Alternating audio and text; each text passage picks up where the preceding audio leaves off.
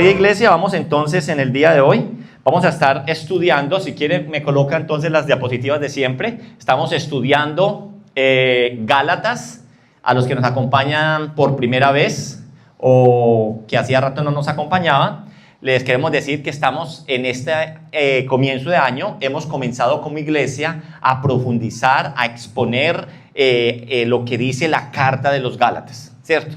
Entonces, el Señor nos manda a que nosotros nos acerquemos al texto ordenadamente y no estar como haciendo un salpicón sacando versículos de todos lados. Entonces, por eso estamos exponiendo fielmente lo que dice la carta a los Gálatas, qué es lo que el Señor nos quiere enseñar a nosotros a través de esto. Entonces, Gálatas, para su información, ¿cierto? O recordatorio, lo hemos dividido en una introducción y en 3 secciones. Hoy vamos a finalizar la segunda sesión, ¿cierto? La primera sesión tuvimos 4 sermones, ¿cierto? Que eran los capítulos 1 y 2. Ahora estamos en la sesión número 2. Y en la sesión número 2 estamos viendo los versículos, capítulos 3 y 4. Ya hemos visto los sermones 6, 7 y 8. Y hoy vamos a estar viendo el sermón número 9.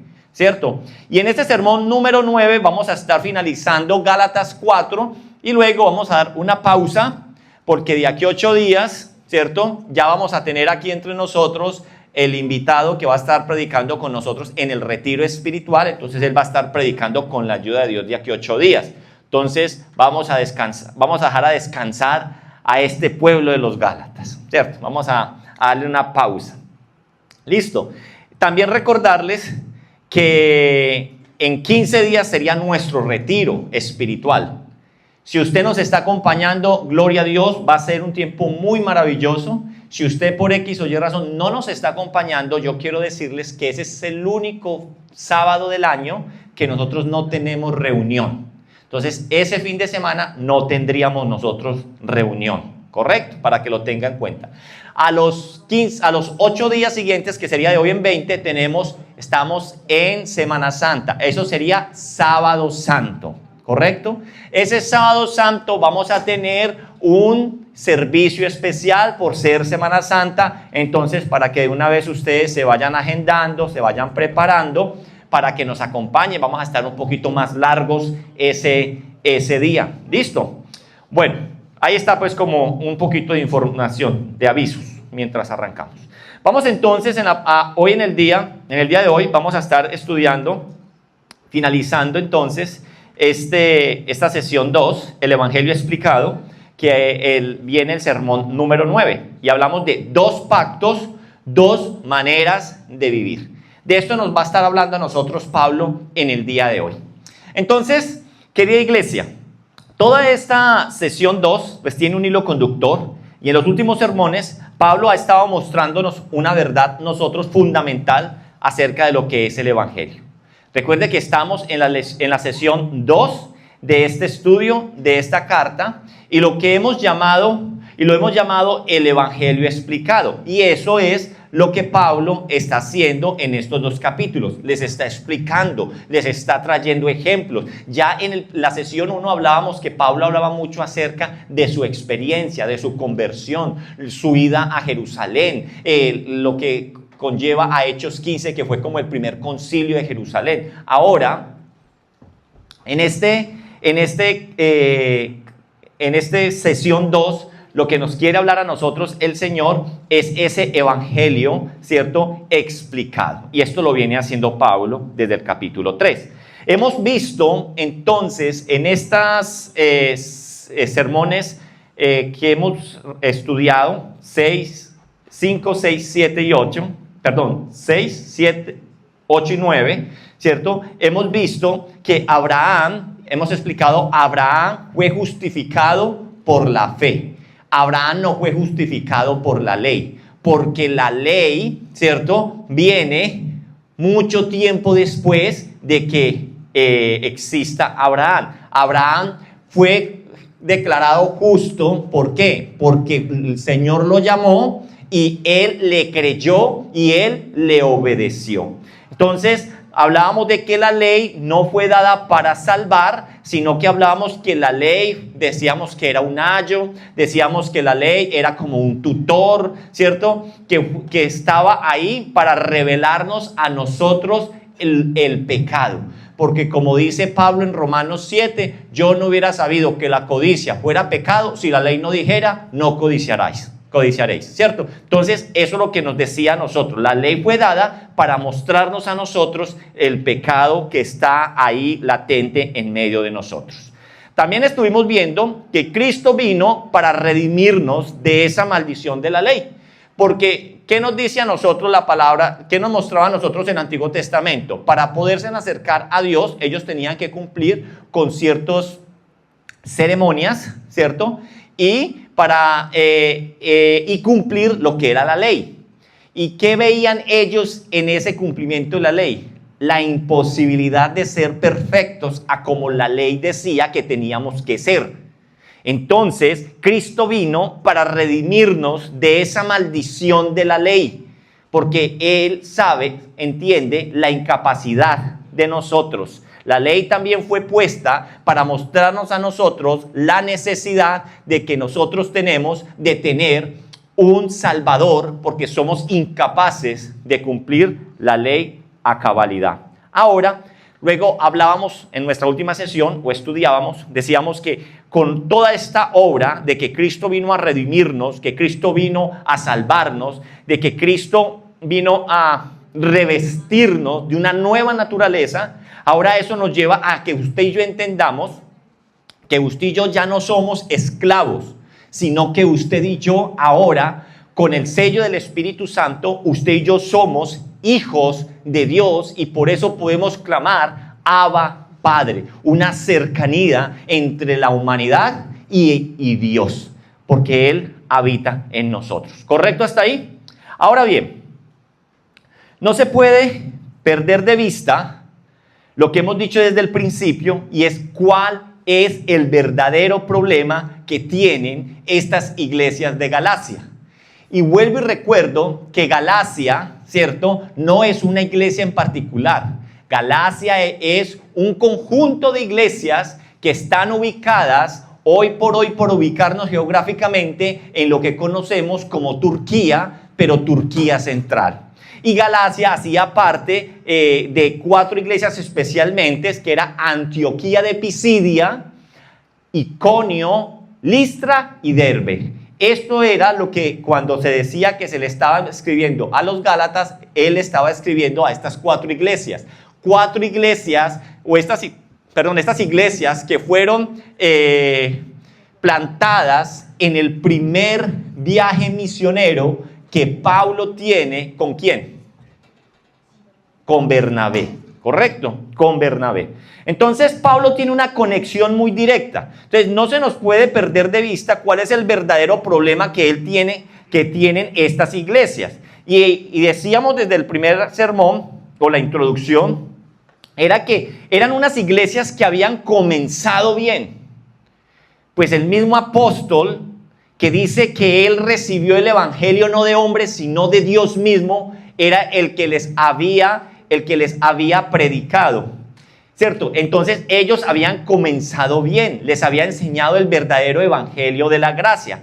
Entonces, habiendo recibido el evangelio de la gracia, el problema era que ahora se estaban dejando engañar y ahora estaban siendo persuadidos para regresar a un sistema religioso basado en obras, en circuncisión, en cumplimiento de ley, en la observación de las fiestas solemnes que ellos hacían. Entonces, por eso Pablo en este pasaje o en esta carta está utilizando, ¿cierto?, una ilustración del Antiguo Testamento, porque ¿quiénes son los que quieren engañar a esta iglesia de los Gálatas?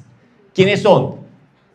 Falsos maestros judaizantes. Recuerde que ellos habían llegado allí a decirles a ellos, Cristo sí, pero hay que circuncidarse. Cristo sí, pero hay que cumplir la ley. Cristo sí, pero hay que ajustarle todavía. Usted tiene que hacer algo más. Y eso ataca lo que enseña el Evangelio, que es la suficiencia total de Cristo. Si Cristo lo hizo, ya de ahí para allá no necesitamos nada. Entonces, por eso, Pablo en este pasaje utiliza una ilustración que nos va a llevar a que usted y yo entendamos estos dos pactos, dos maneras de vivir. Para mostrarnos esto, entonces, hay dos maneras distintas de vivir delante de Dios. Dos pactos, dos caminos, dos identidades. Uno produce esclavitud y el otro produce ¿qué? Libertad. Y Pablo quiere que los gálatas entiendan claramente a cuál pertenecer. Eso es lo que Pablo les va a enseñar. Pero familia, antes de entrar en esa ilustración de Agar y la ilustración de Sara, que lo vamos a ver al final de estos versículos del 12 al 31, Pablo hace algo muy pastoral.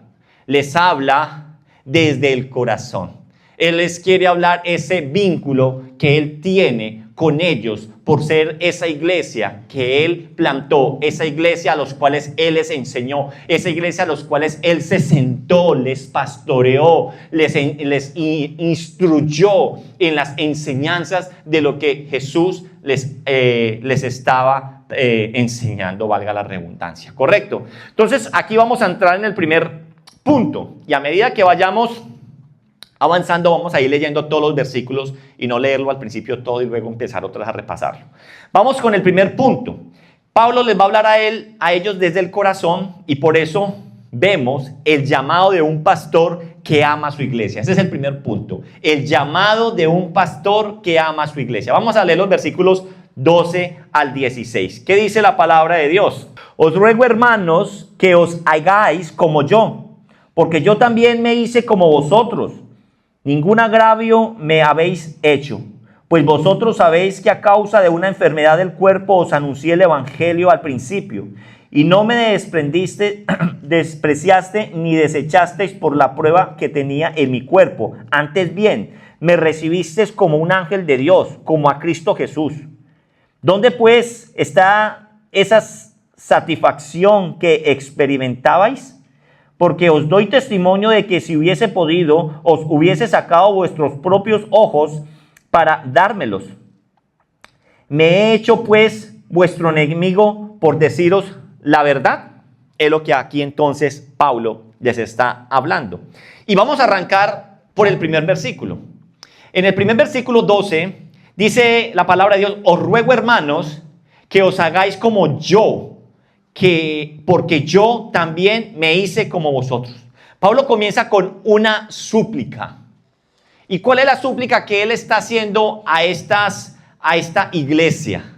Él está diciendo: os ruego. Les está diciendo Pablo: os ruego. Y miren que no es una orden fría que Pablo está haciendo o una sugerencia. Pablo les está diciendo: os ruego. Es el llamado que está haciendo un pastor que ama profundamente a su iglesia.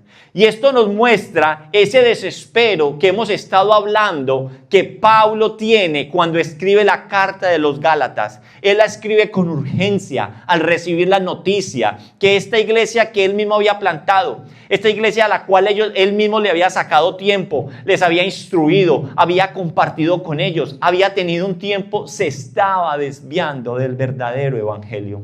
Por eso esto nos muestra esa súplica que él hace, es el amor que él tiene por esta iglesia, porque muestra ese desespero de él por sus ovejas. Y dice, les dice: haceos como yo, dice él. Os ruego, haceos como yo.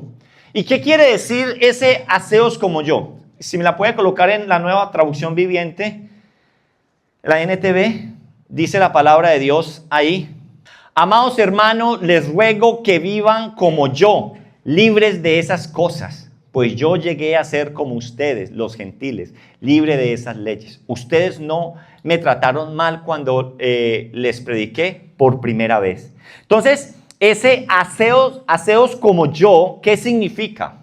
Pablo había sido un fariseo celoso de la ley. Ese es el background de Pablo, un hombre celoso. Tan celoso que cuando estuvimos hablando de cómo él se convirtió, hablábamos acerca de cómo él perseguía la iglesia ¿cierto?, a los cristianos porque él sentía que ellos estaban en lo incorrecto. Y por eso en el camino a Damasco, ¿cierto?, Jesús mismo lo encuentra y le dice que Saulo, Saulo, ¿por qué me persigues? Cosa dura te es dar coces contra el aguijón, le dice el Señor Jesús a Pablo. Entonces, Pablo había sido un fariseo celoso de la ley. Él había vivido bajo un sistema de reglas. Pablo había vivido bajo un sistema de rituales. Pablo había vivido bajo un cumplimiento externo, extremadamente religioso. Nos dice la palabra de Dios que él tuvo como maestro ¿a quién? A Gamaliel. Y por decirlo hoy, Gamaliel era un gran maestro, una gran escuela, ¿cierto?, en la cual Pablo estaba matriculado, ¿cierto? Pablo venía de esa escuela, de ese instituto, de esa universidad, por decirlo así. Entonces Pablo era extremadamente religioso y el Señor tuvo misericordia de él y más bien ese celo que él tenía se lo redireccionó correctamente. Entonces, cuando Pablo, siendo tan religioso, viviendo bajo reglas, bajo rituales, bajo cumplimientos externos, Pablo, cuando tuvo un encuentro con Cristo, cuando Cristo lo salvó, él entendió que la justicia delante de Dios no viene por la ley, no viene de lo externo, no viene de lo cual él puede hacer, sino que viene por la fe en Cristo Jesús. Por eso ahora vive, ¿qué dice él? Él ya vive libre de ese sistema legalista en el cual él estaba. Y Pablo quiere que los gálatas abracen esa misma verdad, esa misma libertad de la cual él está hablando, y no que vayan hacia atrás con lo que les están enseñando los maestros, los nuevos maestros judaizantes. Eso es haceos como yo. Es lo que él les está diciendo a ellos. Haceos como yo, que ya no, habiendo vivido en el pasado en eso, ya no vivo como él. Vivo en la libertad de Cristo Jesús. Eso es lo que él les está diciendo. Haceos como yo. Listo. Luego les recuerda algo del pasado. Versículo 13. En el versículo 13, él empieza a hablar que sin duda recordaran que yo estaba enfermo la primera vez que él fue a visitarles. Recordemos que Pablo, no me acuerdo exactamente la cita bíblica en este momento, él padecía de una enfermedad, ¿cierto? Y dice a la cual ya le había pedido a Dios 3 veces por eso. Y él le dice, bástate mi gracia. Si me recuerdan dónde está, no me acuerdo dónde está, ¿sí? Pero ahí no nos dice cuál enfermedad es. Pero por lo que vemos aquí en Gálatas, nos da a entender que el problema que Pablo tenía, ese aguijón en la carne que él tenía, era que un problema que él tenía en los ojos. Y acá nos lo está diciendo. Entonces, Pablo, a partir del versículo 13, él le recuerda algo del pasado, cuando él estuvo allá con ellos. Dice, cuando yo llegué a Galacia, yo estaba enfermo. Y aún así, ustedes me recibieron con amor. Él les está hablando. Incluso dice el 14 al final, dice, me recibiste como un ángel de Dios, como a Jesucristo mismo me recibieron ustedes. Mejor dicho, ustedes no sabían dónde ponerme a mí, me tenían en gran estima. Lo que yo dijera, eso, mejor dicho, eso me hacían. Incluso dice algo más fuerte, dice 15b, si ustedes hubieran podido sacar vuestros ojos para dármelos, ustedes lo hubieran hecho. Era tal el esmero, el valor el amor también por su pastor, que él les está recordando esto. ¿Acaso ahora me volví su enemigo porque les digo la verdad? ¿Qué nos muestra esto? Que ellos están confrontándose un poco con Pablo y ya no lo quieren escuchar. Y él les está recordando, pero me senté en sus salas, me senté a la mesa, compartí con ustedes, les expliqué el evangelio, creían lo que yo les enseñaba y ahora ya soy su enemigo. ¿Acaso ahora me volví su enemigo porque les estoy diciendo a ustedes la verdad? Ahora, yo creo que aquí nos toca a nosotros hacer una pausa en el tema y mirar qué nos está enseñando también el Señor a nosotros como iglesia en el día de hoy. ¿Qué podemos ver de lo que Pablo nos está diciendo aquí? Aquí vemos una verdad importante sobre lo que es el ministerio pastoral de Pablo. El ministerio pastoral, el hacer ministerio, el pastor no puede estar montado en un pedestal y el pueblo allá abajo o sus ovejas allá abajo. No, el ministerio que Dios nos manda a hacer, conforme a lo que también Pablo nos está enseñando en estos versículos, es que el pastor tiene que oler a oveja. Nosotros nos tenemos que untar de pueblo. Yo no me explico cómo esas iglesias donde diosifican a los pastores. Eso no es lo que nosotros vemos en Jesús. Eso es lo que nosotros vemos en la primera iglesia, en la iglesia primitiva. Nosotros tenemos que entender que nosotros debemos oler a oveja. Como pastores, nosotros tenemos que oler ¿a qué? A la oveja, el ministerio pastoral. Pero también tenemos que entender algo, y es que los pastores tienen que tener piel dura, como Pablo lo está diciendo acá. Pablo está, he hecho la mención durante todo Gálatas, Pablo está impresionado, está dolido, está tocado con lo que está pasando con aquellos que eran sus hijos. Se han vuelto unos extraños. Ya no lo reconocen como padre, ya no lo reconocen como pastor. Entonces, un pastor tiene que oler a oveja, pero tiene que tener también esa piel dura para poder resistir lo que muchas veces recibe de las ovejas: maltrato, falsos testimonios, falsas acusaciones, desprecio, deshonra. ¿Sí? Entonces, esa piel dura tiene que ser para que el pastor también entienda que sobre cualquier cosa lo más importante es que la vida de la oveja. Porque el Señor nos ha mandado a ¿qué? ¿Qué le decía él a Pedro? Él no le decía: predicarle a mis ovejas. Apacienta, cuida mis ovejas. Pastorea mis ovejas. Pedro, haz ministerio con mis ovejas. Entonces, el amor pastoral no consiste solamente en animar. La tarea del pastor no consiste en animar a la oveja. El ministerio pastoral también consiste en confrontar cuando es necesario. Ahora la pregunta que nos tenemos que hacer todos aquí es: ¿cómo reaccionamos nosotros cuando nos confrontan? ¿Cómo reaccionamos nosotros cuando se le hace una observación a la oveja? ¿Cómo reaccionamos cuando desde el púlpito escuchamos algo que sabemos que es una verdad, pero sabemos que yo estoy viviendo contrario a esa verdad? ¿Cómo reaccionamos? Uy, no, yo me voy para otra iglesia donde prediquen mejor. Ese pastor se volvió aburridor. ¿Sí? ¿Cómo reaccionamos nosotros cuando usted escucha lo que no quiere escuchar? Un verdadero pastor no está para decir lo que la oveja quiere escuchar, sino lo que la oveja necesita escuchar, lo que Dios quiere decirle a esa oveja.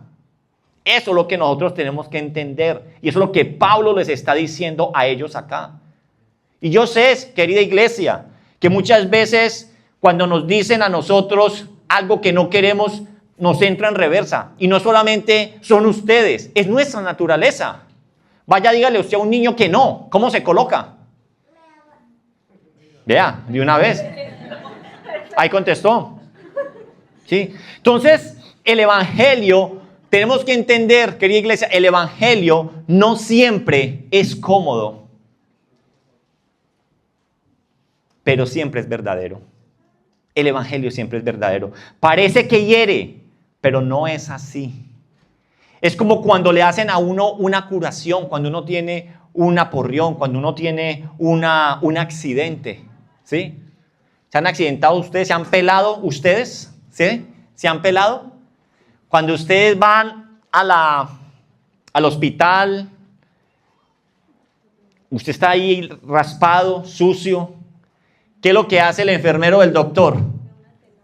Te lava y te estrega y uno dice, pero esto parece que me estuviera abriendo más la herida, ¿sí? Parece que lo están lastimando y duele, pero ¿eso qué va a evitar? Una infección. ¿Qué va a evitar? La muerte o algo más peligroso. Un verdadero pastor, cuando habla a su oveja, cuando instruye a su pueblo, ¿qué es lo que está haciendo? Evitándole, ¿cierto? Dolores de cabeza.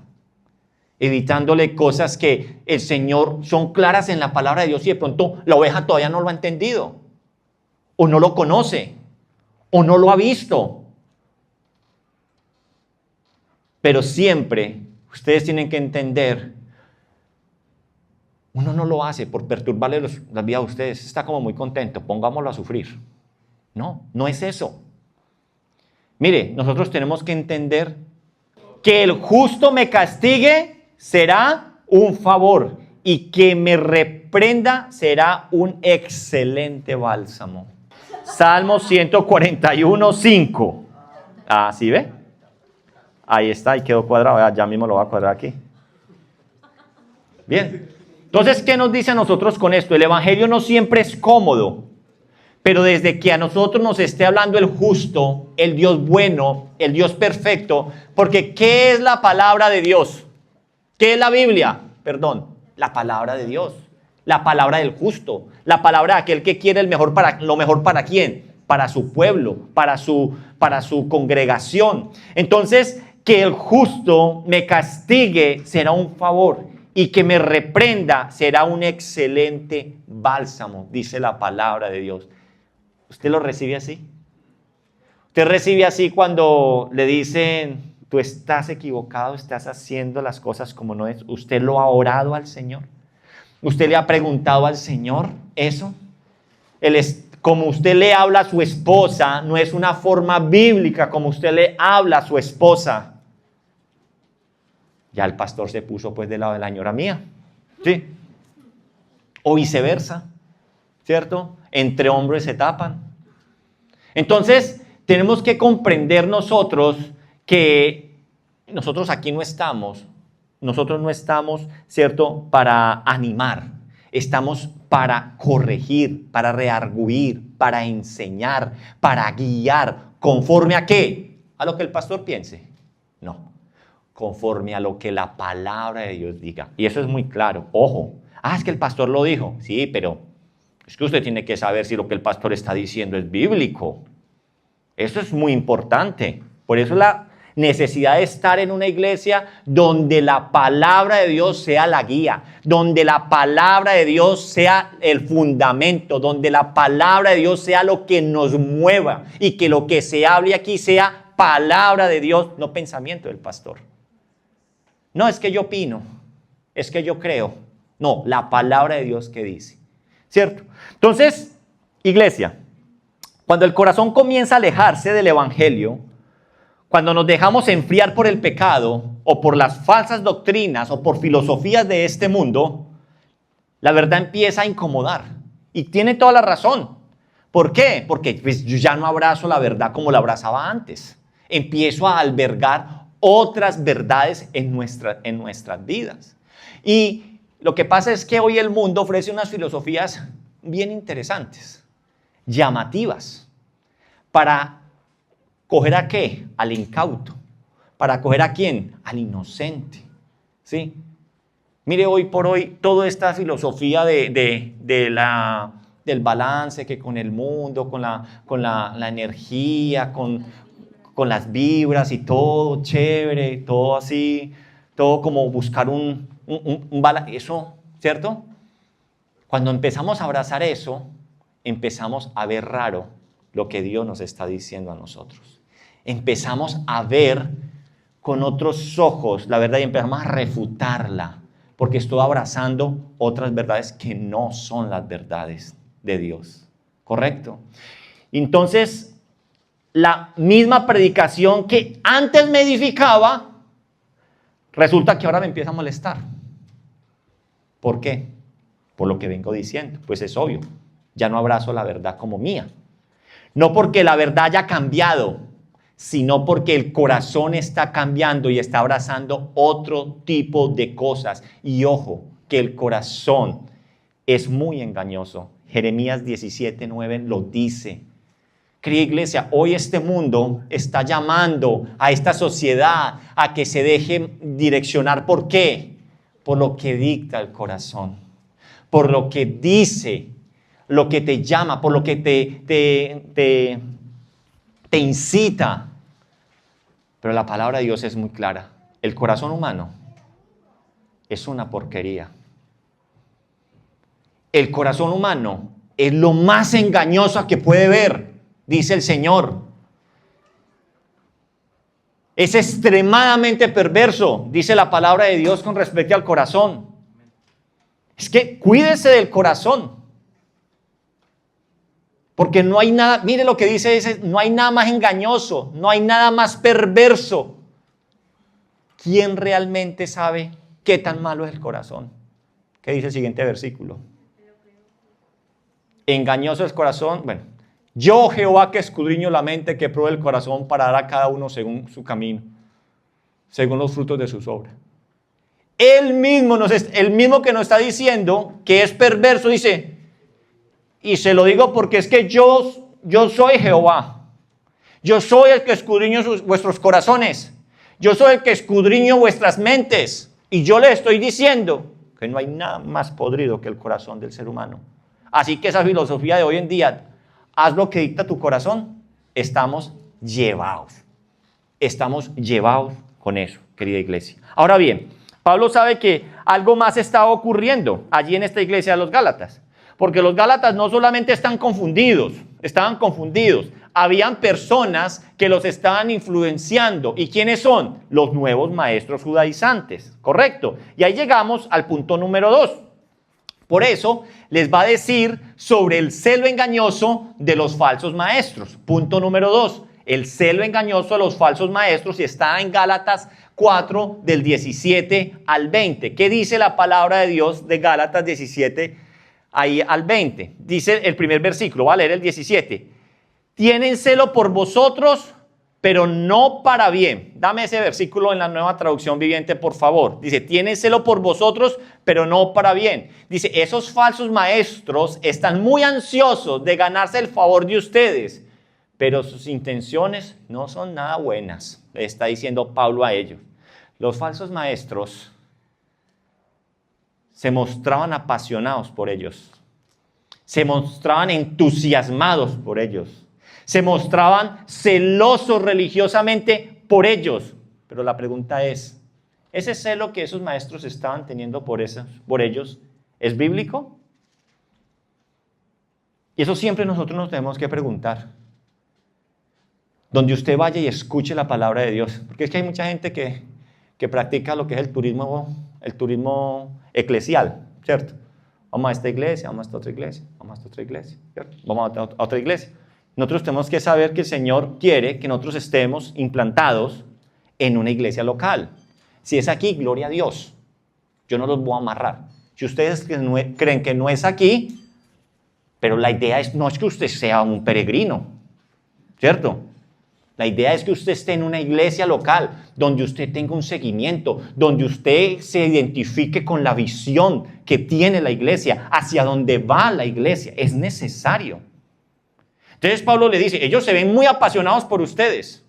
Se ven, mejor dicho, que dan la vida por ustedes. La pregunta es, ¿pero es verdad? Pues Pablo nos está diciendo ahí, Pablo dice que es un celo, pero ese celo no era bueno. ¿Qué dice acá en esta versión? No son nada buenas las intenciones que estos maestros tienen sobre ustedes.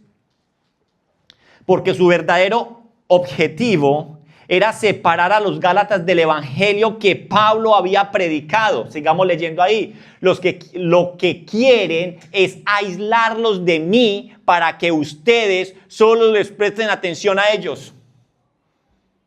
Peligrosísimo. Peligrosísimo eso. Nosotros no nos podemos desconectar de la iglesia universal. No puede ser que en esta iglesia haya una visión única para esta iglesia, pues que nadie más la haya visto. Y uno no quiera que ustedes abran sus ojos o tengan amigos de otra iglesia o lean material bueno que hay solamente porque ustedes tienen que creer en lo que el pastor de acá dice, el material que nosotros levantamos, los libritos que nosotros sacamos. Eso les quiero decir, eso huele a secta. Huele a secta. ¿Sí? Entonces, querían que los creyentes dependieran ¿de quién? De ellos y no de Pablo. Y por eso entonces esto nos da razón lo que está diciendo Pablo más arriba. Dice, ahora me volví enemigo para ustedes. Pero es que estos están influenciando en ustedes, pero no es para nada bueno. Lo que ellos están haciendo es que los quieren desconectar ¿de quién? De mí, porque yo soy el que les puedo predicar o enseñar a ustedes ¿qué? La verdad. ¿Sí? Obviamente, querida iglesia, hoy por hoy no hay apóstoles y no hay nadie indispensable. ¿Sí me hago entender? Pero si usted se deja engañar, yo quiero decirles algo, querida iglesia. El único responsable de que usted termine por allá en una falsa doctrina, el único responsable es ¿quién? Usted mismo. Usted mismo.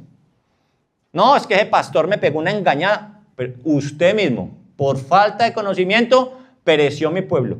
Usted tiene ahora acceso a esto 24/7. ¿Sí? 24/7. Y usted puede acceder a la palabra de Dios cuando usted quiera, donde usted quiera. Gracias a Dios estamos en un país donde se permite que usted y yo podamos tener la santa palabra de Dios en nuestras manos, que es inerrante. Entonces, Pablo quería que los creyentes, Pablo les está diciendo, ellos quieren es que ustedes se vuelvan dependientes de ellos, ¿cierto? Y no de mí, o no de la verdad, ¿cierto? Porque en esa época pues no tenían todas estas cosas, ¿sí? Entonces, familia, ojo, porque el legalismo siempre funciona así. Primero, desacreditan la verdad.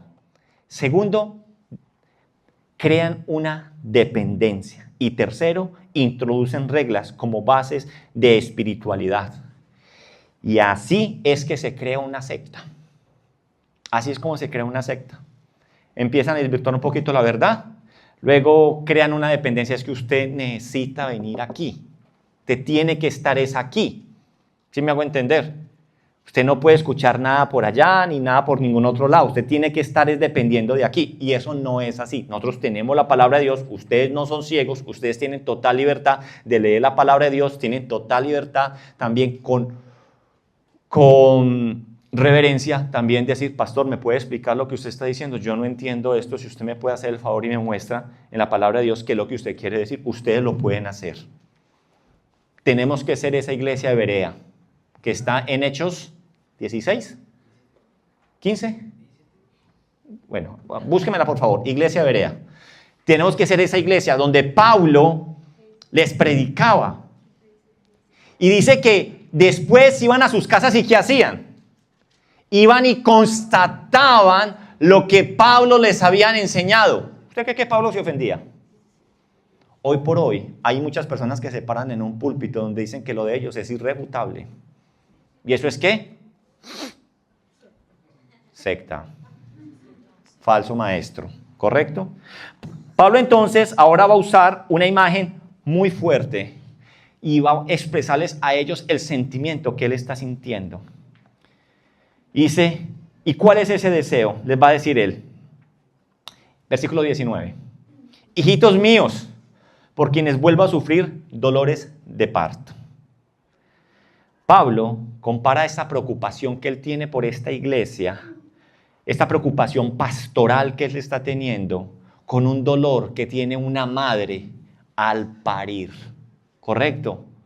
¿Y cuál es su deseo? ¿Cuál es el deseo? ¿Cuáles son él tiene dolores, ¿por qué? Tiene dolores de parto.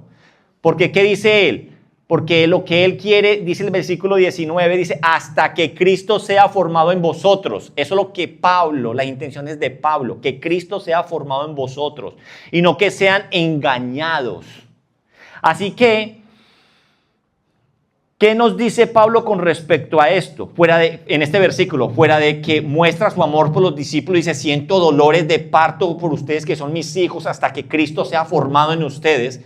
O sea, ¿qué más nos está diciendo Pablo? Pablo nos está diciendo primeramente que el objetivo de la vida cristiana no es simplemente comportamientos externos. El objetivo es transformación interna y siempre debe ser el objetivo del Evangelio, tener una transformación externa. El Evangelio siempre va a obrar en nuestras vidas de adentro hacia afuera, no de afuera hacia adentro. ¿Correcto? La vida de un creyente, de un verdadero creyente, empieza a cambiar ¿de dónde? De adentro hacia afuera, de mi corazón hacia afuera, no de afuera hacia adentro. Y dos, Dios no quiere solamente cambios, que cambiemos lo que hacemos. Dios quiere que nos transformemos completamente en quienes verdaderamente somos nosotros. Y eso solamente lo puede hacer Él.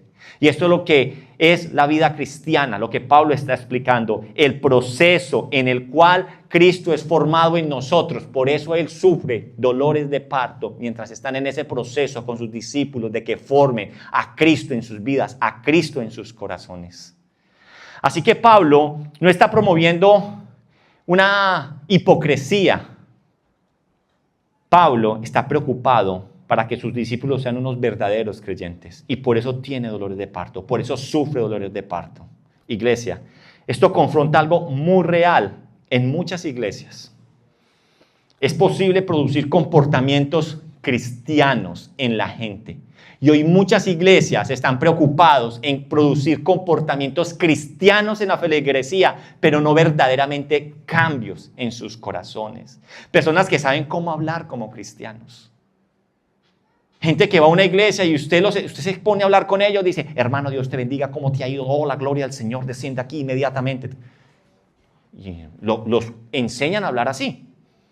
Personas que saben cómo comportarse en la iglesia. Aquí no, aquí en la iglesia hay que ir bien vestidos. En la iglesia tenemos que hacer, en la calle, no, ya usted verá cómo se viste y cómo habla. Pero ¿cómo son sus corazones? ¿Está verdaderamente el corazón de Cristo formado en ellos? ¿Está verdaderamente siendo formado? Ojo con eso. Ahí vuelvo y les digo, el cambio en una iglesia fiel que predique la palabra de Dios tiene que ser un cambio de adentro hacia afuera. Porque ¿qué me sirve a mí que usted me diga, hermano, aleluya, gloria a Dios, hermano, qué poder en esa palabra? Pero en su corazón no está pasando nada. De nada vale. Sí, de nada vale. De nada vale que usted aprenda cómo comportarse cristianamente cuando su corazón no ha sido rendido a Cristo Jesús. No ha sido conquistado por el Espíritu Santo de Dios. Que no nos pase lo que dice Isaías 29:13. Este pueblo de labios me alaba, me adora, pero su corazón está lejos. Que no nos pase eso, querida iglesia, que no nos pase eso. El Evangelio no vino a producir religión. El Evangelio vino a producir una nueva vida en Cristo Jesús. A eso vino el Evangelio. Ahora Pablo entonces introduce una ilustración poderosa del Antiguo Testamento. Y en esa ilustración es una historia, ¿cierto?, que los judaizantes que están allí tratando de engañar al pueblo la conocen muy bien.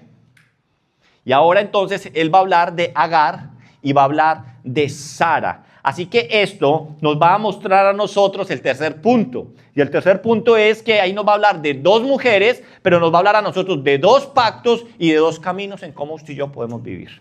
¿Correcto ahí? ¿Correcto? Entonces, Gálatas 21 al 24, ¿qué dice la palabra de Dios ahí? Vamos a leer el 21, versículo 21. Dice, decidme los que queréis estar bajo la ley. Bueno, lo que dice ahí el versículo 19 en otras traducciones dice es, decime aquellos, o dónde están aquellos que quieren vivir bajo la ley, les dice el Señor. ¿A dónde están aquellos que quieren vivir bajo la ley? ¿Sí? Pablo hace una pregunta muy provocadora, les va a hacer a ellos. Les dice si realmente ellos quieren vivir en la ley, bajo la ley. Y les viene la pregunta y les dice, ¿han entendido lo que la ley misma enseña? O en la traducción, nueva traducción viviente, vea, sí la tengo aquí, dice, ¿saben lo que en realidad dice la ley? Los está diciendo él a gentiles, pero que la respuesta sí la conocen muy bien los maestros judaizantes, pero los gentiles no, porque ellos no eran seguidores de la ley, no conocían el Pentateuco, ¿correcto? Entonces posiblemente la respuesta a esta pregunta podría ser no. sea, ¿qué es lo que Pablo está haciendo con esta pregunta tan capciosa? A ver, levante la mano los que quieren vivir por la ley. ¿Sí? Dice, ahora, ¿ustedes saben lo que en realidad dice la ley? Y ahí es cuando empiezan a mirarse unos a los otros. O sea, ellos quieren vivir bajo un sistema que ni siquiera saben qué dice ese sistema. No saben todo lo que, por eso Pablo les está tratando de decir. La ley era un ayo, la ley era un tutor, la ley nos está mostrando qué tan malos estábamos, la ley nos está mostrando qué incapacidad tan grande teníamos nosotros para verdaderamente acercarnos a Dios. Pero vino Cristo y eso ya no se necesita. Lo que necesita es que Cristo Jesús con su gracia. Ya usted no se tiene que circuncidar el corazón, ya no se tiene que circuncidar su prepucio, ¿cierto? ¿Qué habla él? Circuncisión de corazón, ¿correcto? Entonces, Pablo, al hacerles esta pregunta, entonces les recuerda ahora la historia de Abraham. Dice, vamos a hablar entonces. Abraham empieza a hablar. Abraham tuvo 2 hijos.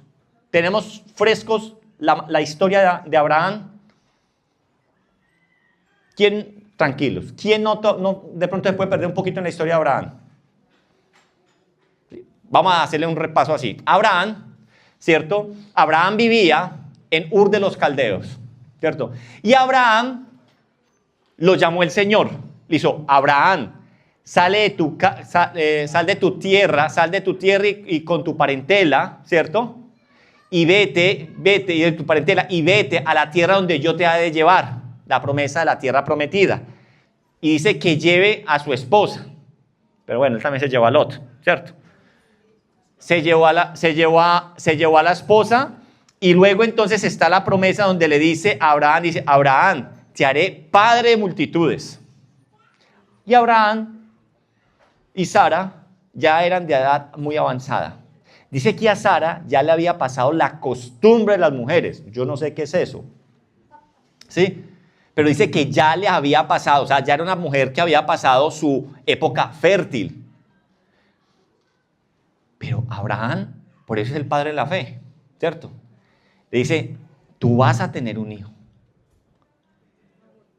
Pero lo que pasa es que vino la promesa, pero el cumplimiento no vino inmediato. Entonces, a Sara, ahorita lo vamos a mirar nuevamente, si a Sara se le vino la brillante idea de decir, no, yo creo que el Señor lo que quiere decir, necesitas una ayudita. Agar, ¿cierto? Agar. ¿Y qué dijo Abraham? ¿Quién soy yo para negarme? ¿Cierto? Entonces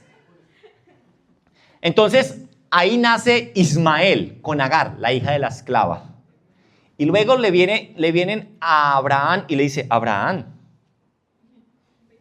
¿y usted qué hizo? Esa no es la promesa es con tu esposa y el Señor te la va a cumplir, ¿sí?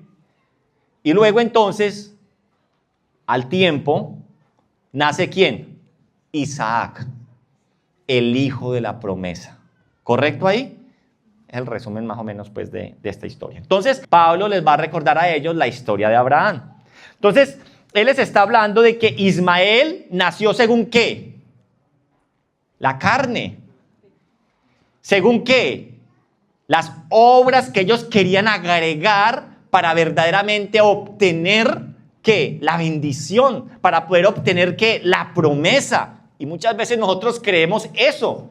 No, el Señor lo que quiere de pronto es que yo haga esto para entonces Él quererme más, para Él aceptarme. No, usted no tiene que hacer nada. ¿Sí? Entonces, Ismael nació según la carne. Fue el resultado de un intento humano de cumplir la promesa de Dios. Ismael fue el atajo. Ismael fue una ayuda que Sara se le vino a mente y le pareció bien e intentaron ayudar a Dios. Así que Isaac nació según ¿qué? La promesa. Fue el resultado de la intervención sobrenatural de Dios. ¿Por qué? Porque Sara había sido estéril. Y segundo, Sara ya le había pasado la costumbre de las mujeres. O sea, 2 cosas que se le están sumando ahí a esta mujer. Entonces, por eso vemos que la obra de Dios en Sara, el nacimiento de Isaac, es el resultado de la intervención soberana de Dios. Y esto es lo que Pablo quiere enseñarles a sus discípulos, a esta iglesia. Entonces, ¿qué quiere Pablo decir con esto que les está diciendo? Pablo explica que esta historia representa dos pactos. El pacto donde usted quiere ayudar, donde usted cree que puede con sus obras, donde usted puede colocar. Y dice, Agar representa ese pacto, el pacto de Sinaí. Eso es lo que les está diciendo Pablo. Ismael representa el intento humano de alcanzar las promesas de Dios por medio del esfuerzo. ¿Sí somos conscientes de eso? Ismael es el intento, es el resultado del hombre, el intento del hombre de querer alcanzar las promesas de Dios. Y ahí es donde viene entonces ese sistema de la ley, un sistema que exige, un sistema que demanda, un sistema que revela pecado, pero un sistema que no trae salvación, un sistema que produce esclavitud. Pero Sara representa el pacto de la promesa. Isaac representa el cumplimiento de la promesa por medio de la gracia de Dios. Es un sistema basado en la soberanía de Dios. Eso es Isaac. Un pacto o un sistema basado en la soberanía de Dios. Querida iglesia, esto revela una verdad muy profunda. No se puede mezclar gracia con mérito humano. Eso es lo que a nosotros nos está enseñando estas dos historias, estos dos pactos de los cuales nos está hablando aquí Pablo a nosotros. No se puede mezclar gracia y mérito. No se puede construir una vida cristiana sobre Cristo y al mismo tiempo sobre nuestras propias obras. Cristo es suficiente. Cuando el hombre intenta añadir algo al evangelio, termina regresando ¿a dónde? A la esclavitud. Eso es lo que nos está enseñando a nosotros la palabra de Dios aquí. Pero Pablo va a continuar desarrollando esa ilustración. Ahora introduce el contraste ¿de qué? De dos Jerusalenes. ¿Sí? Y dice el versículo 25 al 27, Agar representa ¿qué? La Jerusalén terrenal. Ese es el cuarto punto para los que están tomando nota. Cuarto punto, dos Jerusalenes, dos realidades espirituales. Gálatas 4, 25, 27. Agar entonces representa esa Jerusalén terrenal, dice ahí en esos versículos, el sistema religioso que estaba bajo la ley. Pero Pablo habla también de otra Jerusalén. ¿De cuál? De la Jerusalén de arriba, dice el versículo. La ciudad celestial, el pueblo redimido por Dios, el pueblo que vive por la promesa. De eso nos está hablando ahí en los versículos 25 en adelante. Ahí ya está la palabra de Dios en el screen. Ahora Jerusalén es igual que el monte Sinaí en Arabia, porque la ciudad y sus hijos viven bajo la esclavitud de la ley. Ahora el siguiente, 26. Dice, pero la otra mujer, ¿quién? Sara, representa la Jerusalén celestial, ¿cierto? La del pueblo redimido por Dios, el pueblo que vive bajo la promesa. Familia, el verdadero pueblo de Dios, tenemos que entender esto, el verdadero pueblo de Dios no se define por etnia. El verdadero pueblo de Dios no se define por geografía. El verdadero pueblo de Dios no se define por tradición religiosa. Tenemos que entender eso. Que muchas veces nosotros tenemos ese amor que decimos que por Israel, porque es el pueblo de Dios. El Señor nos está diciendo, eso no lo define. El verdadero pueblo de Dios es el pueblo de la fe. El verdadero pueblo de Dios son los hijos de Abraham, aquellos que creen en Cristo Jesús. Eso es lo que nos dice a nosotros la palabra de Dios. Ahora, quinto, los hijos de la promesa. Y aquí ya estamos terminando. Los hijos de la promesa están en el versículo del 28 al 31. ¿Y qué dice el versículo 28? Así que, hermanos, nosotros somos hijos de la promesa, ¿cierto? Nos dice, Pablo aplica entonces la historia directamente ¿a quiénes? A los creyentes. Los cristianos somos como Isaac, hijos de la promesa. Pero así como Ismael persiguió a Isaac, los que viven según la carne persiguen a los que viven en el espíritu. Y esto lo entendemos es porque Ismael era mayor, ¿cierto? Y a la edad de que cuando Isaac fue destetado, ¿cierto? O sea, cuando hablamos de destetado es cuando lo dejan de alimentar, pongámosle unos 2 años aproximadamente, de 2 a 3 años.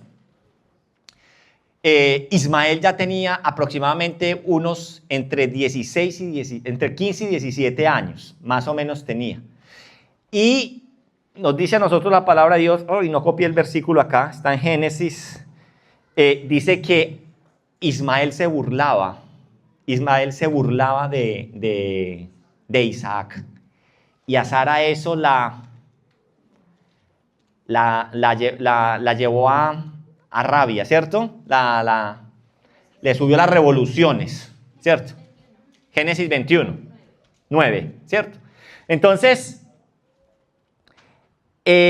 Pablo concluye con una declaración muy fuerte, igual que lo que hizo Sara con el hijo de la esclava. ¿Qué va y le dice Sara a Abraham? Echa la esclava con su hijo. ¿Sí? Y Abraham queda como, ¡oh! El Pablo habla con el Señor y dice, obedece a tu mujer. Normalmente eso está muy bien rayado en las Biblias de las mujeres. Sí. Entonces,